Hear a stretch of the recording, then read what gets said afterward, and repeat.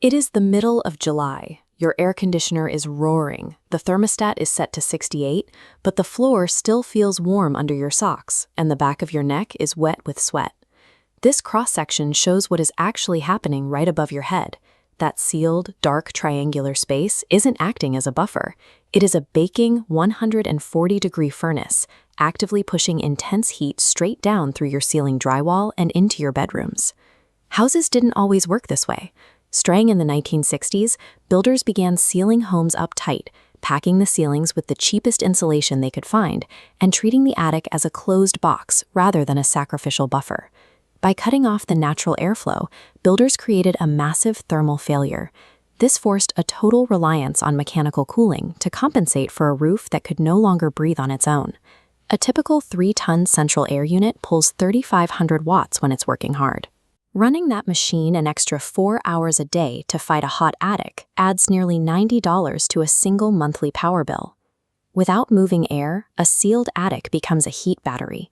The wood absorbs intense solar energy all day, and because the air inside cannot move, that wood has no way to release its stored heat at night, leaving it to radiate into your living space 24 hours a day. This continuous heat cycle forces air conditioners to run longer, which significantly increases utility revenue. It also destroys asphalt shingles from the underside, loosening the granules and turning what should have been a 30-year roof into a 15-year roof. In the 1970s, building code committees reclassified functional passive cooling vents as purely ornamental. At the same time, the funding for these regulatory committees shifted toward the HVAC and insulation industries, the same groups that benefit when a house is required to be a sealed plastic box. This isn't a hidden conspiracy. It is a normalized system of construction where ancestral self-reliance was gradually replaced by a total dependence on outside industries.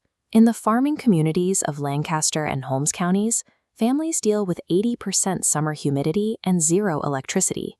Yet their 200-year-old farmhouses remain cool, dry, and structurally sound. Their core philosophy relies on movement. They refuse to seal their homes. By using rough-cut lumber and allowing continuous, uninterrupted airflow through the framing, they prevent both moisture rot and summer heat buildup. The primary engine of their cooling system is a functional wooden tower at the peak of the roof, known as a cupola or cupa. This diagram shows the physics of buoyancy-driven ventilation.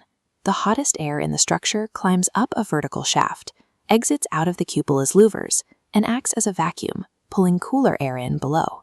A 1943 University of Florida paper measured this passive method, recording a 14 to 19-degree drop upstairs using zero electricity.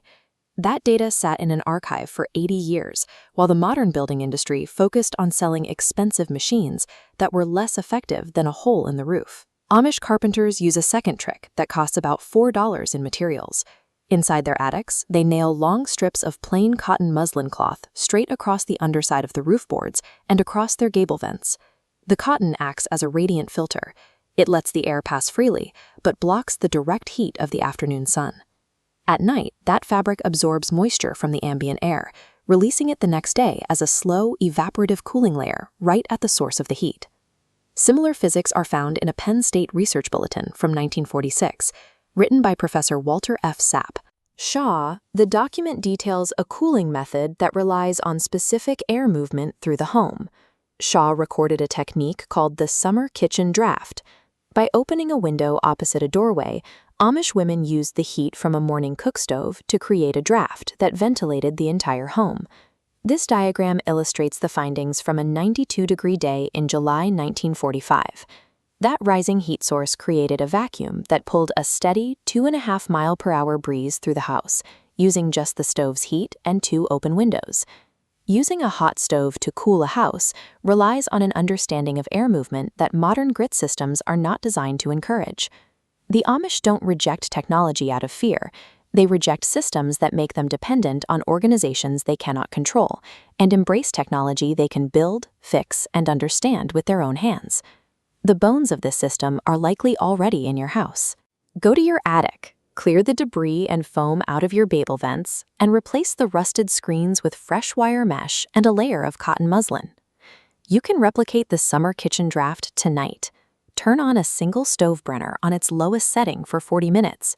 crack a window near the stove and another on the opposite side of the house, and let that small heat vacuum pull the stored thermal energy out of your walls for about 4 cents.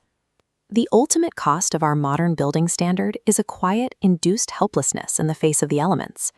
Real comfort comes from reclaiming the knowledge required to protect your family without needing permission from a utility company. Stay cool, stay curious, and I'll see you in the next one.